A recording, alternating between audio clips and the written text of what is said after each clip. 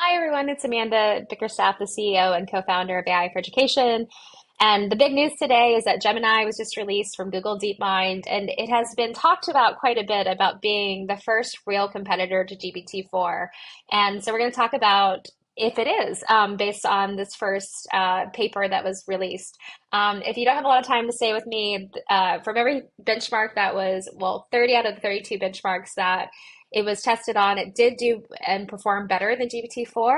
But as most things, this is super early and it is, a paper from the company talking about its own model. So we'll take it with a grain of salt. And also, it's just really interesting. So Gemini is going to replace Palm 2, which is the model that was powering Bard, which wasn't the best in the market. It had significant issues with hallucinations, and felt like it was speeding towards, like Google was trying to respond to OpenAI's release of ChatGPT 3.5. So it's really interesting to see this new set of models that are going to be considered as capable, if not more, from GPT-4. So I'm going to talk about the paper as I want to do. I know that like I'm a big nerd and give me a 60-page paper. I'm going to be like, yes, let's do a video. But what we're going to look at is that there are three versions of this. And what's really interesting is that there's a nano version that's for your phone, the Pixel. Then there is a pro version that's kind of on par at 3.5, that's going to be powering Bard. And then you've got an ultra version, which is like GPT-4. And that has not been released yet. So very interested to start playing with those tools when they're available.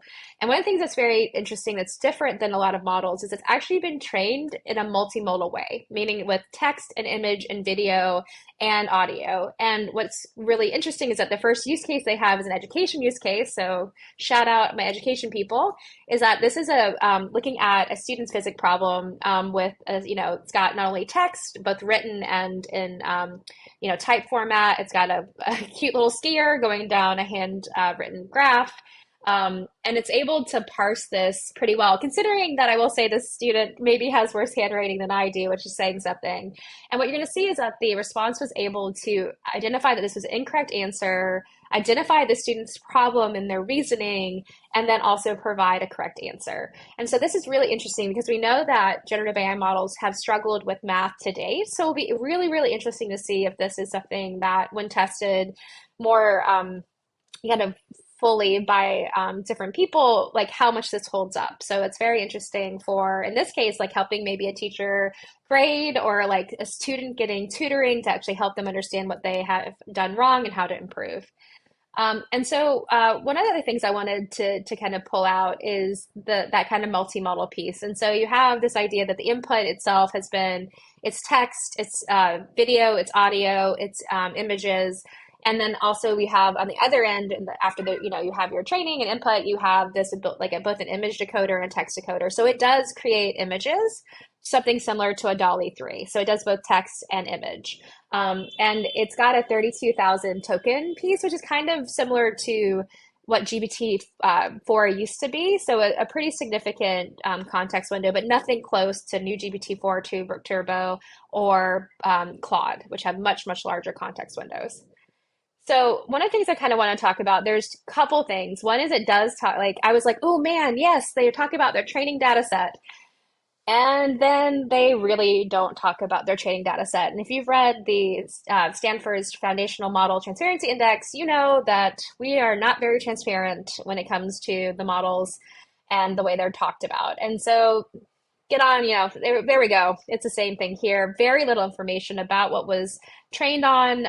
It talks very little about, it says nothing about bias. There is a guy named Tobias, if you search bias, and hi Tobias, but there's nothing about bias in the data sets or mitigating bias, creating balanced data sets. It talks a little bit about removing harmful content, but no information about what's considered harmful. So I will just like to say, Google, do better. Like, we want to see and understand what the training data set is, because we know how much that impacts the outputs and the ways in which bias is transmitted in these models, which happens in every single model. Another thing that I wanted to go into is just kind of showing the benchmarks, and you'll see that always take these with a grain of salt because they're internally benchmarked, but all the blues is that for a lot of things, Ultra is doing better than ChatGPT 4.